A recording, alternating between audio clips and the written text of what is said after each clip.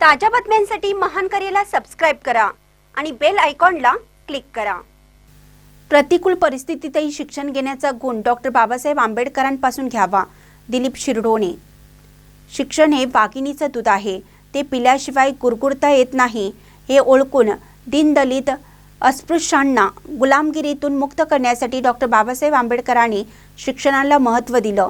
विद्यार्थ्यांनी प्रतिकूल परिस्थितीत शिक्षण घेण्याचा गुण हा डॉक्टर बाबासाहेब आंबेडकरांपासून घ्यावा असं प्रतिपादन दिलीप शिरडोणे यांनी केलं। ते कन्या विद्या मंदिर हेरवाड येथे आयोजित महापरिनिर्वाण दिन कार्यक्रमात बोलत होते।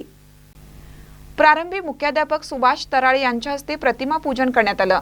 या प्रसंगी गुंडा परीट कुमारी आराध्या हिरा माने यांनी डॉक्टर आंबेडकरांच्या जीवन कार्याचा आढावा घेतला।